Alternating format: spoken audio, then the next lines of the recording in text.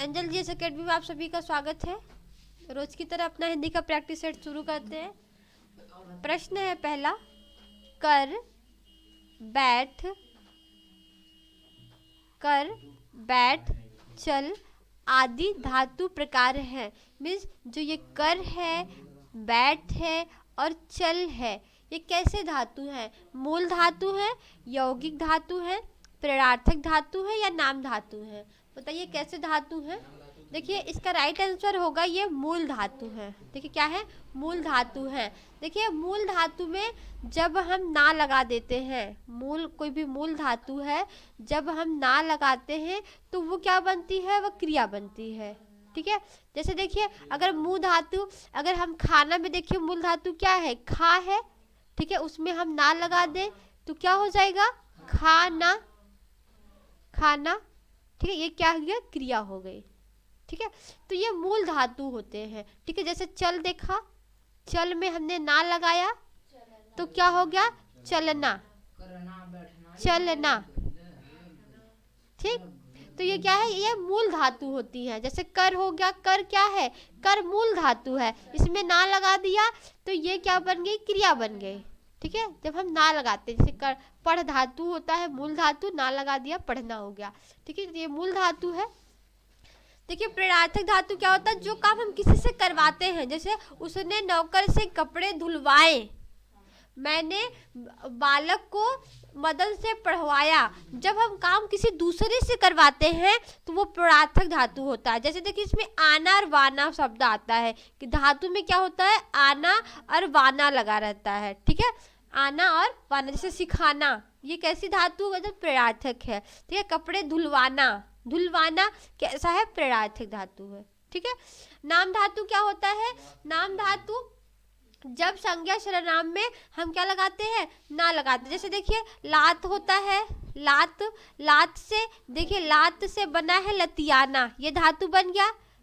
लात से क्या बना? लतियाना। देखिए लात से क्या होगा? लतियाना।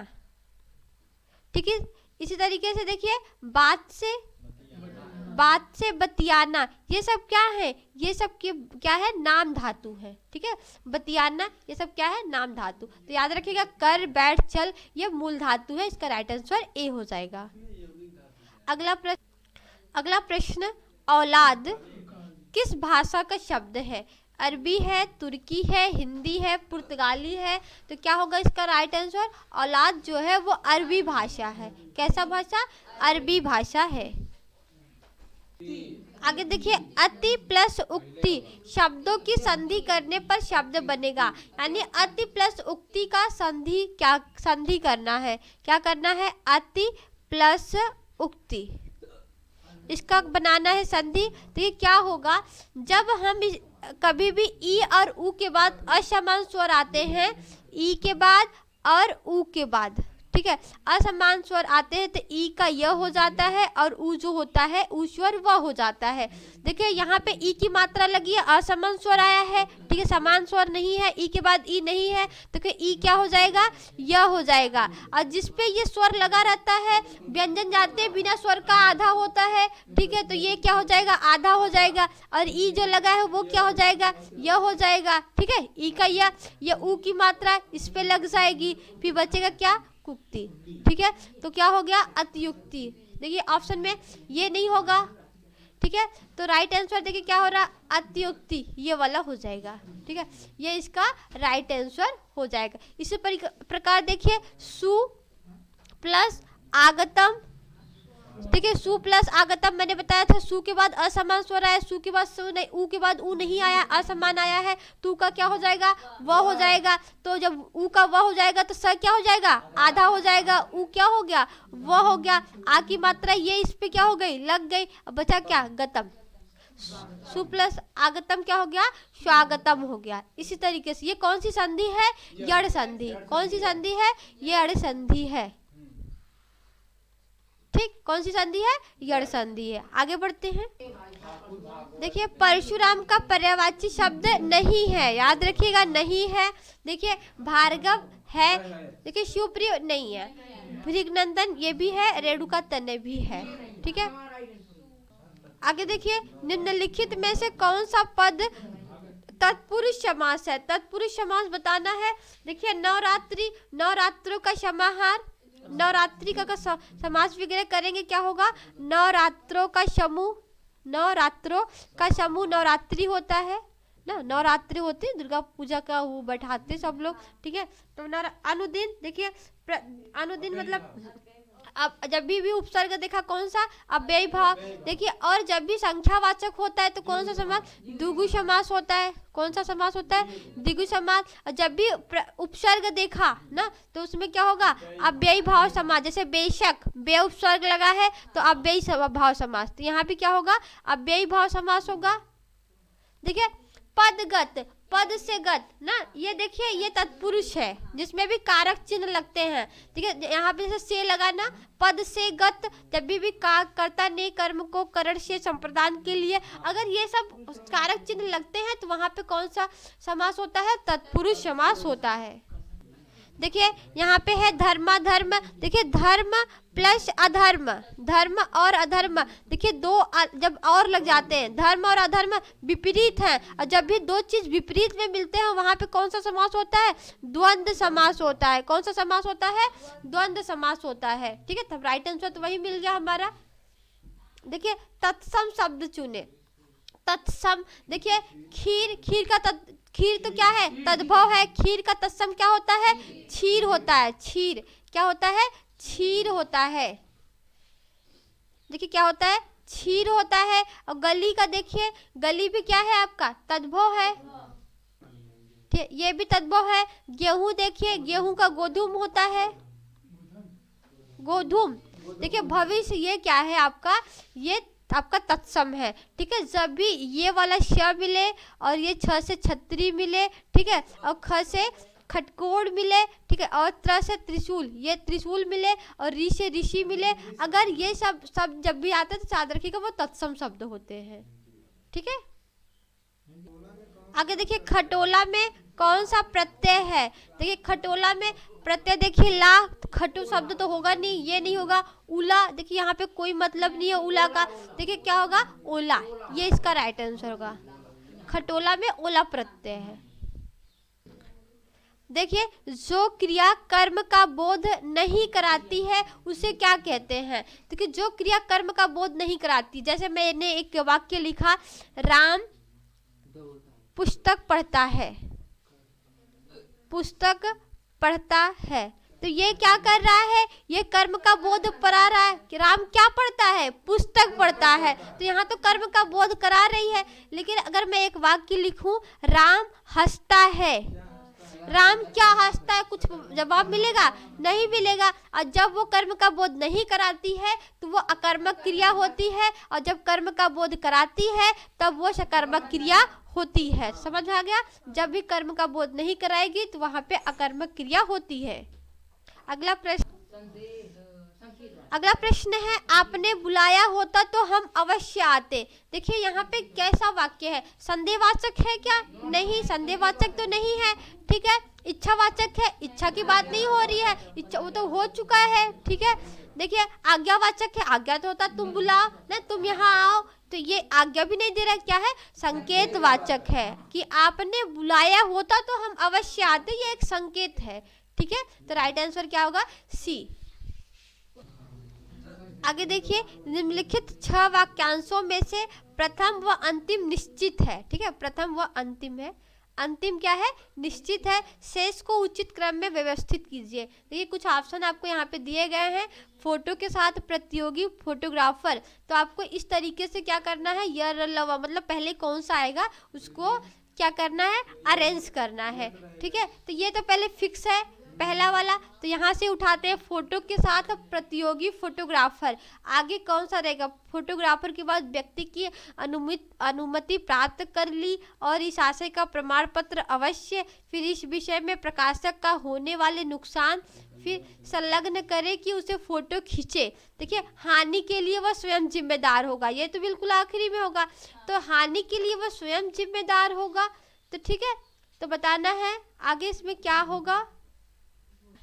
देखिए तो इस विषय में प्रकाशक का होने वाले नुकसान, फिर हानि के लिए वो स्वयं जिम्मेदार होगा, मतलब ये एक साथ आने वाले, यानी ल आखिरी में आने वाला है। क्या होगा, ये सबसे लास्ट में ऑप्शन में देख लेते हैं, ल सबसे आखिरी में किसमें है, देखिए इसमें र है, इसमें र, इसमें देखिए सी वाला होगा। अब बाकी सब बैठा के भी हम देख ले रहे बैठेगा कि नहीं, पहले र फिर व फिर य ल, तो र व याद रखिए, फिर बैठा के देखते हैं हम लोग।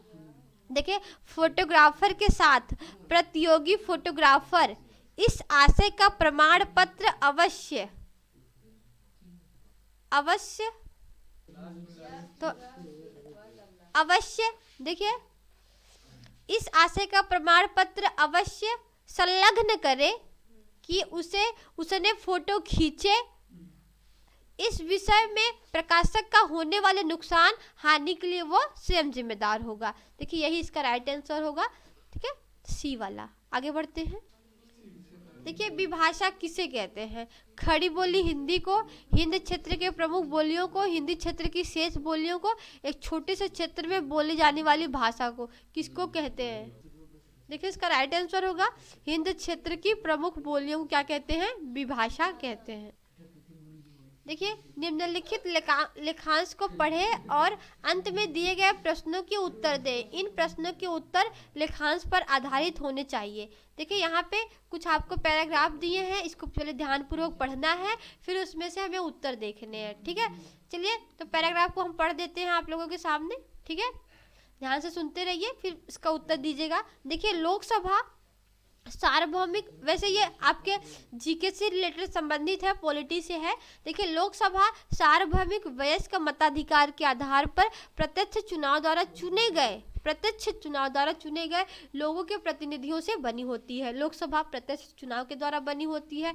सदन में सदस्यों की अधिकतम संख्या 552 है, तो सदन में लोकसभा में अधिकतम संख्या 552। देखिए इसको मत मानिएगा, मतलब एग्जैक्ट जो लिखा है उसी को मानिए, क्योंकि अब तो 550 हो चुके हैं, 2 एंग्लो इंडियन निकाल दिए गए हैं, बट हमें यही डाटा मानना है, ठीक है, अपने हिसाब से नहीं, जो हमको पैराग्राफ में दिया उसको ही मानना है। 552 है, कितनी है अधिकतम, 552। राज्यों के प्रतिनिधि के लिए 530 है, राज्य के लिए 530 है सदस्य, और केंद्र शासित प्रदेशों के प्रतिनिधित्व के लिए 20 सदस्य हैं, ठीक। और राष्ट्रपति द्वारा नामित एंग्लो भारतीय समुदाय के 2 सदस्य हैं। अब तो एंग्लो भारतीय निकाल दिए गए, बट हमें पैराग्राफ को ही मानना है, जो लिखा है उसी को ही हमें मानना है। वर्तमान में सदन में सदस्यों की संख्या 545 है। वर्तमान में कितने सदस्य हैं, 545। लोकसभा की अवधि जब तक भंग नहीं हो जाती अपनी पहली बैठक के लिए नियत तिथि से 5 वर्ष है। 5 वर्ष के लिए लोकसभा होती है। हालांकि जब देश में आपातकाल की स्थिति लागू हो तो इस अवधि को संसद द्वारा नियम पारित करने के उपरांत एक बार में 1 वर्ष से अधिक नहीं बढ़ाया जा सकता। यानी एक बार में जब कोई भी आपातकाल होती है तो लोकसभा का जो सत्र होता है 1 साल में 1 बार बढ़ाया जाता है, वो भी 1 वर्ष के लिए। और किसी भी परिस्थितियों में आपातकाल समाप्त होने पर 6 महीने की अवधि से अधिक नहीं बढ़ाया जा सकता। यानी आपातकाल समाप्त हो गया तो उसे 6 महीने से ज़्यादा नहीं बढ़ा सकते हैं, ठीक। प्रत्येक लोकसभा चुनाव के उपरांत राष्ट्रपति राजनीतिक दलों के गठबंधन की आमंत्रित करते ही जिसके पास सरकार बनाने के लिए नए चुने गए सदस्यों का बहुमत है।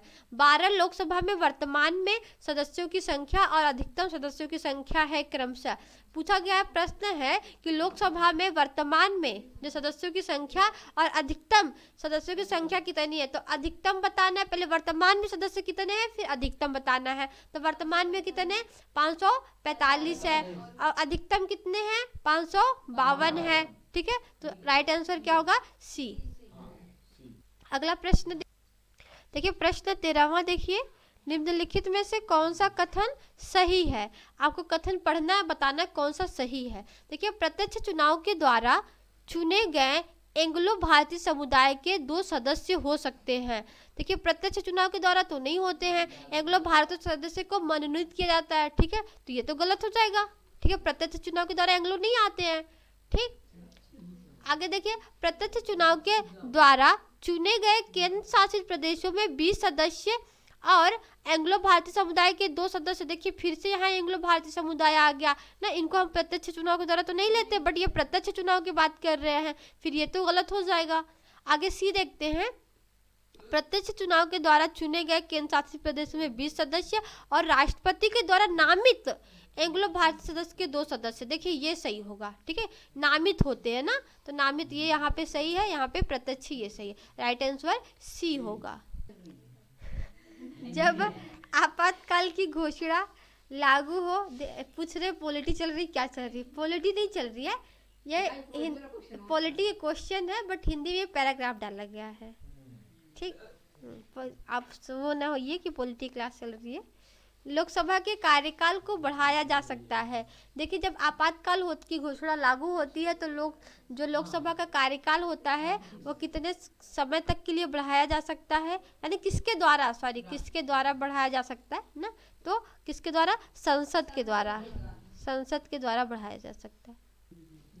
अगला प्रश्न देखिए, उपर्युक्त लेखांश पर निम्नलिखित में से कौन सा कथन सही है? अभी जो हमने पढ़ा लेखांश, उसके अनुसार कौन सा कथन सही है? सरकार बनाने के लिए चुने गए सदस्यों का बहुमत हो। हाँ, तो बहुमत तो होना चाहिए ना। बिना निमंत्रण के अधिकांश सदस्य मिलकर सदस्य बना सकते हैं? नहीं। लोकसभा का कार्यकाल किसी भी परिस्थिति में भंग नहीं होता, भंग तो किया जाता है, तो ए वाला इसका राइट आंसर होगा कि सरकार बनाने के लिए चुने गए सदस्यों का क्या होता है? बहुमत होता है, ए राइट आंसर है। चलिए अगला प्रश्न देखिए, रस का नाम बताना है।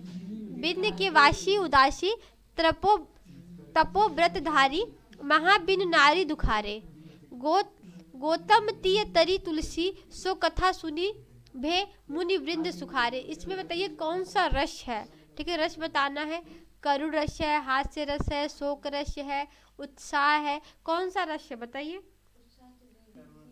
देखिए इसमें हास्य रस है, ऑप्शन देख लेते हैं। आगे कुछ पंक्तियां और भी है, किन्हीं भल रघुनाथ कजियु करुणा करी, कानन को पग उधारे, ठीक है, तो बताइए कौन सा रस होगा इसमें? हास्य रस होगा, हास्य रस। कितना गलती। किस वाक्य में विराम चिन्ह का संबंधी विसंगति है? देखिए देखते हैं किसमें विराम चिन्ह सही प्रयोग नहीं हुआ है। पहला देखिए, सूर्यकांत त्रिपाठी देखिए निराला छायावाद के प्रमुख कवि थे।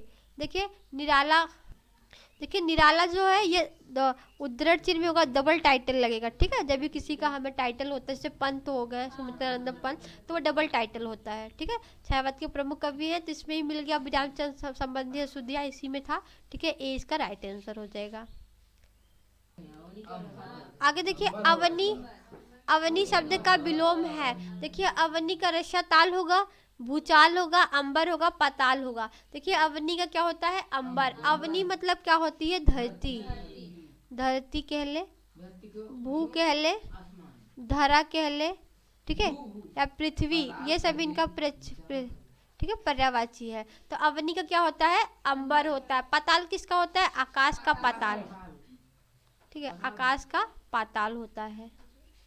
तो अवनी का विलोम क्या होगा? अंबर। निम्नलिखित में से किस रचनाकार को महापंडित की उपाधि से विभूषित किया गया है? देखिए महापंडित की उपाधि से किसे किया गया है? महापंडित किसे कहा जाता है? देखिए राहुल सांकृत्यायन को, ठीक है। ये यात्रा वृतांत बहुत लिखते हैं इनकी, जैसे देखिए अथाथो घुमक्कड़ हो गया, ठीक है, तो यात्रा वृतांत पे बहुत सारी कहानियां लिखते हैं। यात्रा गरल सुधा रिपु करही मिताई, लोकोक्ति का अर्थ क्या है? देखिए इस जो लोकोक्ति है मुहावरा, इसका अर्थ क्या होगा? देखिए पहले देखिए, गरल विष क्या होता है? विष, विष कहते हैं जहर, विष कह लीजिए जहर, गरल विष होता है। और सुधा विष क्या होता है? अमृत, अमृत होता है। रिपु मतलब क्या होता है? शत्रु होता है ना। करही मिताई, मिताई मतलब मित्र, ठीक है, तो करही यानी जब गरल सुधा जब मित्र करेंगे तो क्या होगा? देखिए उनकी मित्रता, यानी एक तरफ जहर एक तरफ अमृत। दोस्त किसी का और राजा किसी को नहीं। किसी भी अनुचित बात का समर्थन करना। दो विरोधी स्वभाव वाले मिलन होगा, ठीक है, दो विरोधी स्वभाव वालों का मिलन होगा, ठीक है, ये इसका राइट आंसर।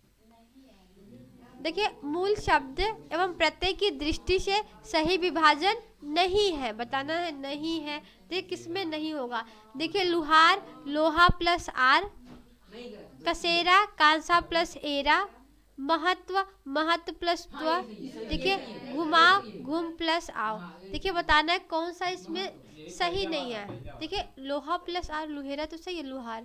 कांसा में एरा, कसेरा सही है। महत्व में महत्व प्लस त्व, ये भी सही है। देखिए ये त, ये आधा नहीं रहेगा। देखिए एक त और ये भी त आधा, तो ऐसे डबल त ये। देखिए घुमाओ, ये घुमाओ सब लोग घूम गए। घूम ऐसे नहीं लिखते, घूम बड़ा ऊ लिखते हैं। घूम घूम घूम नहीं होता, घूम होता है। घूम प्लस आओ, घूम होता है, घूम प्लस आओ, ये इसका राइट आंसर। सभी घूम गए।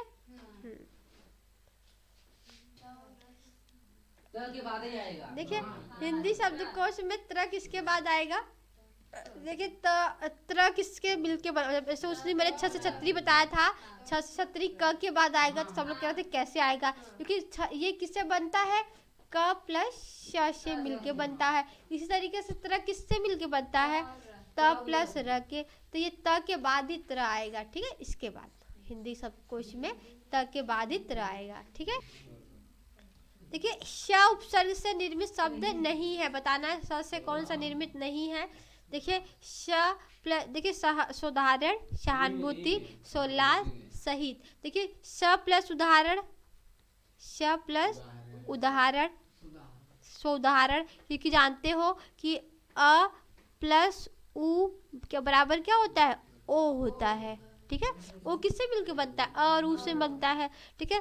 स उल्लास, इसी तरीके से ये भी होगा स प्लस उल्लास। यहाँ भी देखिए स और उ से क्या हो जाएगा? ओ हो जाएगा, ठीक है। यहाँ भी देखिए वैसे ही हो रहा। सहित, देखिए स प्लस हित हो जाएगा, क्योंकि सहानुभूति में देखिए कोई भी उपसर्ग स का नहीं है, ठीक है। ये राइट आंसर। किस वाक्य में हेतु हेतु मद भूतकाल का प्रयोग हुआ है? हेतु हेतु मद भूतकाल, गुरुजी आएंगे तो अध्यापन होगा। देखिए ये हेतु हेतु तो है, गुरुजी आएंगे तो अध्यापक शर्त पे होता है। हेतु हेतु क्या होता है? शर्त पे होता है। ये तो सही है, गुरुजी आएंगे तो अध्यापन होगा, लेकिन ये भविष्य काल में है। गुरुजी अभी आएंगे तो अध्यापन होगा, यह हेतु हेतु मद भविष्य काल है, ठीक है। तो इसको मत लगाइएगा, ठीक है। आगे देखिए उसने खाना खाया चल पड़ा, ये भी नहीं है, भूतकाल में है लेकिन हेतु हेतु नहीं है, कि हेतु हेतु मत भूतकाल बताना है। अब तक बस जा चुकी होगी, तो ये भी भूतकाल है बट ये पूर्ण भूत है, ठीक है। चुकी होगी ना। सावधानी बरतते तो दुर्घटना नहीं होती, ये होगा हेतु हेतु मत भूतकाल। सावधानी अगर बरती होती तो दुर्घटना नहीं होती। पूरा लेके आना है। वर्तनी की दृष्टि से कौन सा शब्द अशुद्ध है? अशुद्ध बताना है। देखिए कौन सा अशुद्ध है? वर्तनी बहुत इंपॉर्टेंट है, ठीक है। बहुत वर्तनी आप लोगों ने पढ़ी है। देखिए सुपर्णखा सही है, सर्पिणी सही है, श्वेतांगी सही है, चतुरिणी नहीं होती, चतुरंगिनी सेना सुना होगा ना। श्री कृष्ण की चतुरंगिनी सेना, दुर्योधन मांगने आए थे, कहते मुझे क्या चाहिए? बस आपकी चतुरंगिनी सेना चाहिए। चतुरिणी नहीं होती, चतुरंगिनी सेना होती है, जिसमें घोड़े हाथी सब हर प्रकार के सेनाएं उसमें होती है, उसे कहते हैं चतुरंगिनी सेना। व्याकरण की दृष्टि से कौन सा वाक्य सही नहीं है? व्याकरण की दृष्टि से बतानी है। परशुराम की क्रोधाग्नि से सभी आतंकित थे, ध्यान से सुनिएगा, समझिएगा। मरीज को यथासंभव दवा देनी चाहिए, वह सदैव ही सत्य बोलता है, मैंने गुरुजी के दर्शन किए। इसमें कौन सा अशुद्ध है? देखिए अगर मैं बताऊं तो इसमें आपका सी अशुद्ध होगा। क्यों? सदैव जब कह दिया ही बोलने की कोई आवश्यकता नहीं है, तो व्याकरण की दृष्टि से ये गलत होगा। वह सदैव सत्य बोलता है, ठीक है। हाँ, सुपरलेटिव से भी सुपर ना बनाओ, ठीक है। यह सदैव ही सत्य बोलता है, ये कोई बात नहीं, वह सदैव सत्य बोलता है।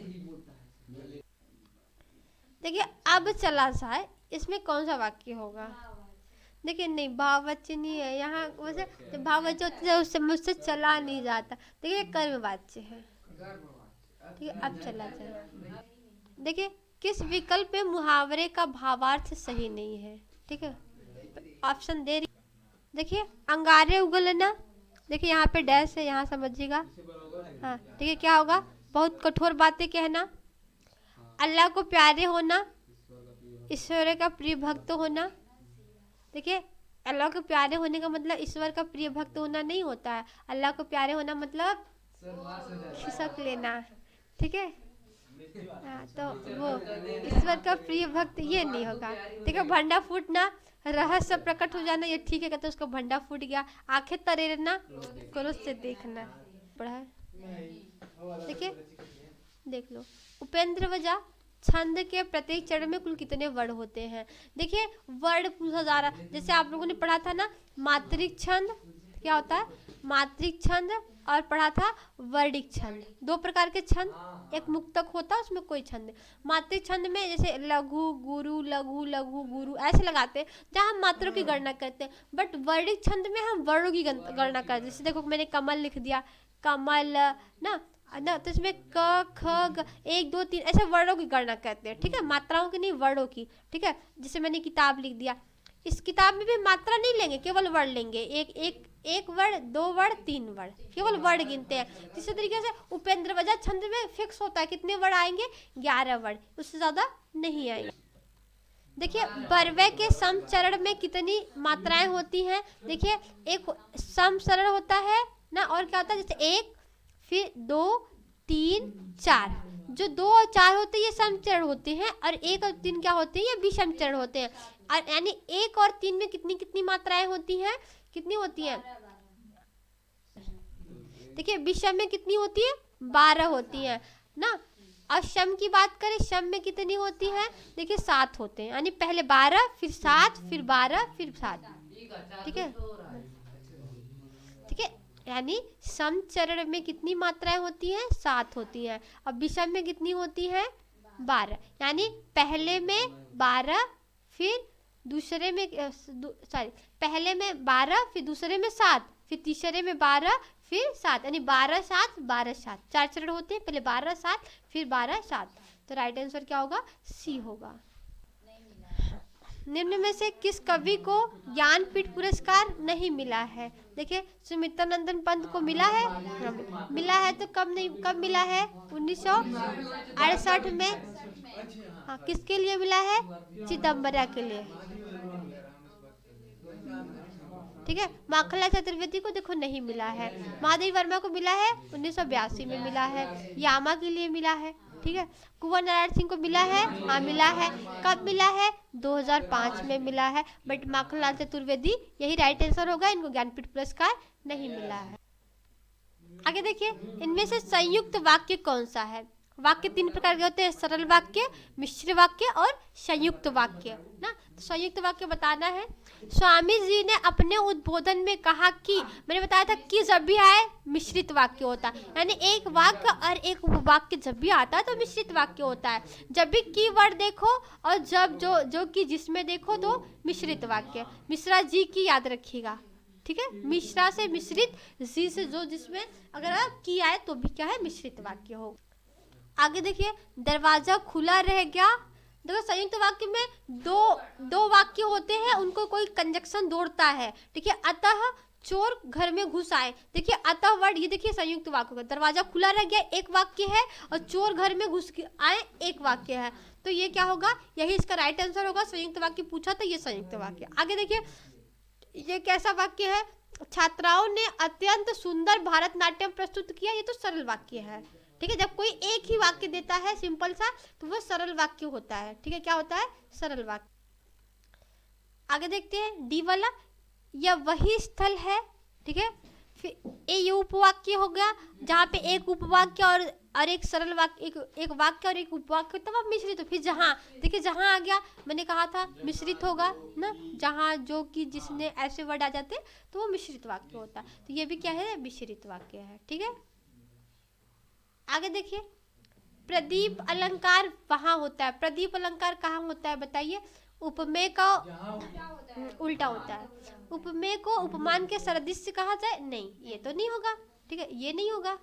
आगे देखिए, उपमेय को उपमान से के बढ़कर बताया जाए, ये भी नहीं होगा।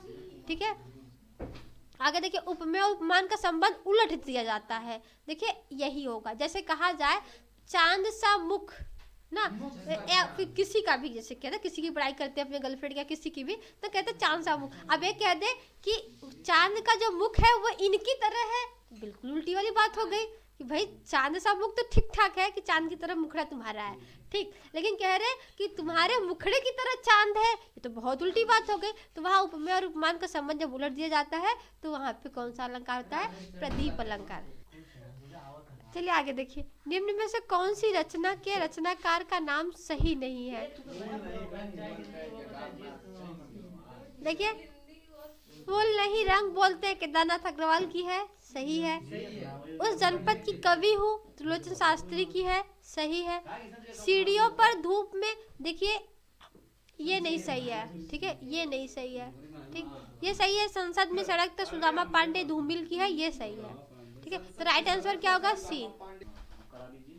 हिंदी साहित्य का आधा इतिहास किसकी है? सुमन राजे की है। देखिए सब लोगों ने तो पूरा इतिहास लिखा था, लेकिन सुमन राजे ने आधा इतिहास लिखा। Right answer. नहीं तो इनमें से कौन सी रचना रचित नहीं है नागार्जुन के द्वारा? ठीक है, कौन सी रचना नागार्जुन की नहीं है? देखिए, पाषाणी है, रविंद्र के पति भी है, चंदना है, काला बुढ़ा चांद नहीं है, ये किसकी? पंत की है, सुमित्रा नंदन पंत की है, ठीक है। कविताली किसकी रचना है? देखिए, रामचरण दास की रचना, याद रखिएगा, लिख लीजिएगा, नोट कर लीजिएगा। कवितावली रामचरण दास की, तुलसीदास वाले गलत है, ठीक है। आज के लिए बस इतना ही। वीडियो अच्छी लगी हो तो लाइक कर दीजिएगा, अगर चैनल पे नए हैं, आज को सब्सक्राइब नहीं किया है तो सब्सक्राइब कर लीजिएगा। मिलते हैं अगली क्लास में, तब तक के लिए जय हिंद, जय भारत।